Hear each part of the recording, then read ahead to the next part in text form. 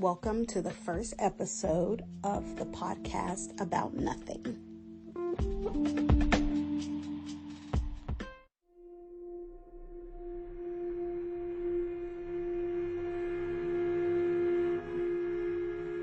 First, I wanted to talk about the scary movie of the week. Today's choice was The Pit from 1981.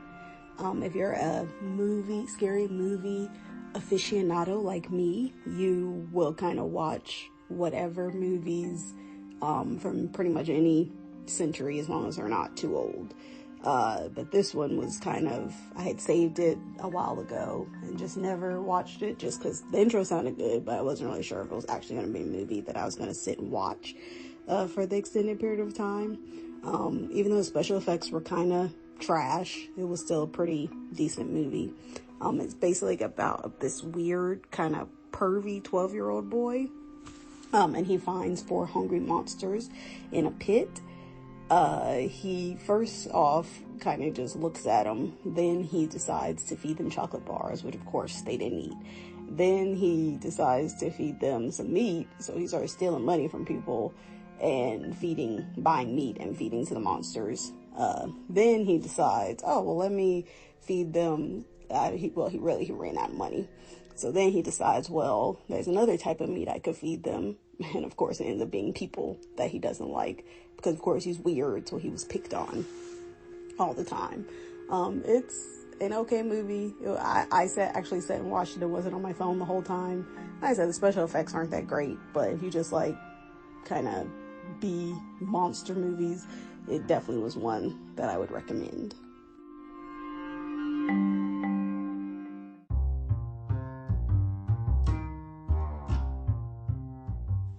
So apparently there was a man, I think he was in a foreign country. He sued Budweiser for failing to help him attract beautiful women. I don't know if he thought that getting the women drunk off Budweiser would make him appear to be more attractive, or if he thought that him getting drunk off Budweiser would make himself more attractive. But apparently he sued Budweiser.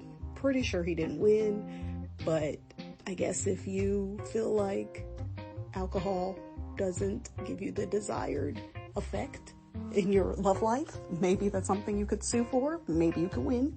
Maybe you'll just become another statistic.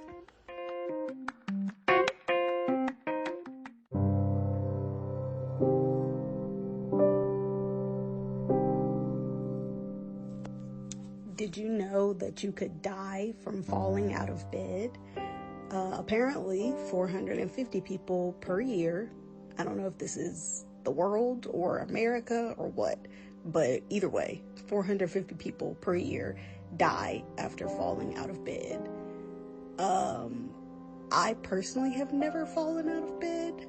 I don't even think I fell out of bed when I was a kid. I guess most of us probably had the little pieces of wood on the sides of our bed when we were little to stop us from falling out.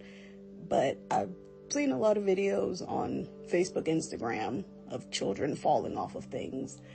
I don't know why an adult would do that. Maybe they're drunk and not paying attention or on drugs. I feel like that's the only reason your body would be so off kilter and off balance that you would actually fall out of bed.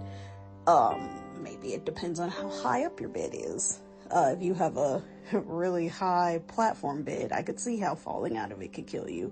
But either way, next time you're in a nice deep sleep, maybe move closer to the middle of your bed so that if you roll, you won't roll off the bed. Or maybe make a nice little pallet on the bottom of your bed so that if you do fall off, at least you won't die.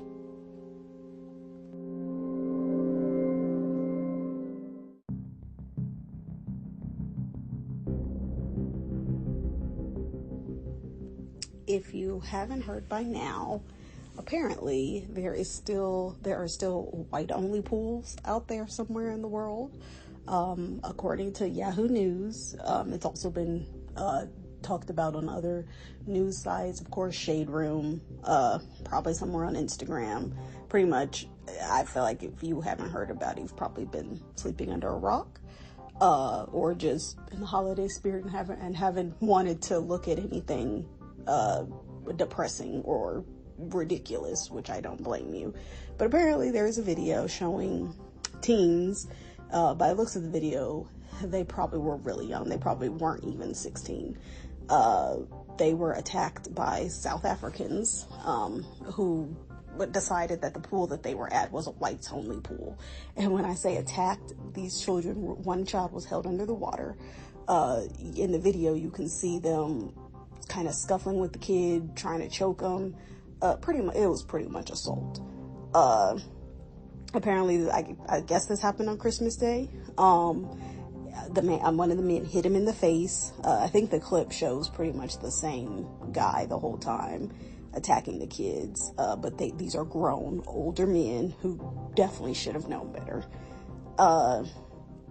They, of course, as is not surprising in the world that we live in, they have decided, of course, family press charges. But of course, the men who attacked the children, even though they probably definitely should have been persecuted for attempted murder, because one did hold one of the kids down in the water, probably in an attempt to drown him.